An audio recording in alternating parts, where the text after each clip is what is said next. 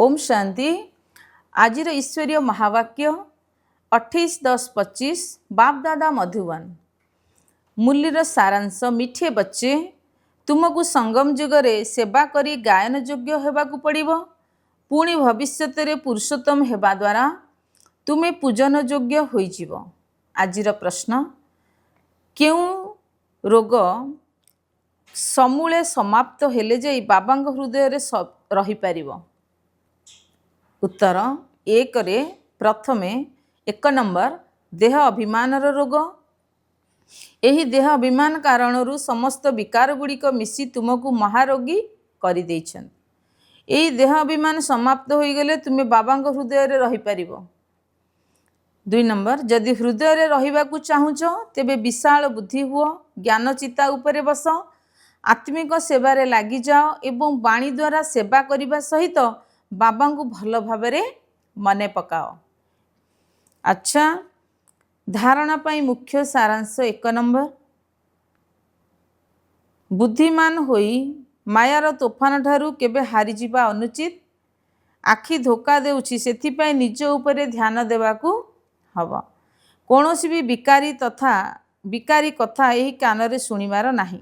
2 number, निज मन को पचारिबाकू हबो जे मु केते जणु को निज समान कराउछि। मास्टर पतित पावनी होई समस्त को पावन बा राज राजेश्वरी करिवार सेवा करुछि। मो भितरे कोनोसी अवगुण नाही तो? केउ पर्यंत दैवी गुण केते मु धारण करिछि? आजिर वरदान, प्रत्येक संकल्प एवं कर्म को श्रेष्ठ एवं सफल करुथिबा ज्ञान स्वरूप बुद्धिमान भव।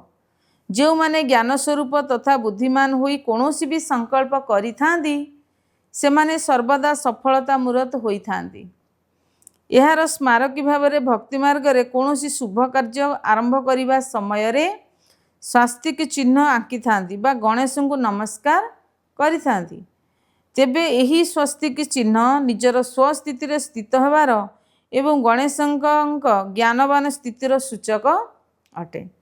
तुमे पिला माने जेबे निजे ज्ञानवान होई प्रत्येक संकल्प बा कर्म करुछ तेबे सहजरे सफलतार अनुभव हेउछि। स्लोगान, ब्राह्मण जीवन रे विशेषता हला खुशी, तेणु खुशीर दान देई चल। अव्यक्त इशारे निज प्रति एवं समस्तिंग प्रति निजर संकल्प द्वारा जोगर शक्ति गुड़ी को प्रयोग कर।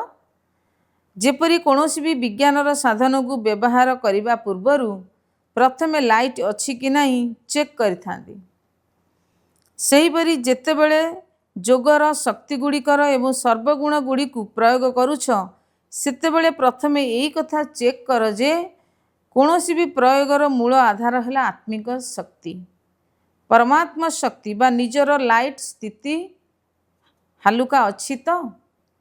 जदि स्थिति एवं स्वरूप डबल लाइट अटे तेबे प्रयोगर सफलता बहुत सहजरे प्राप्त होई पारिबो।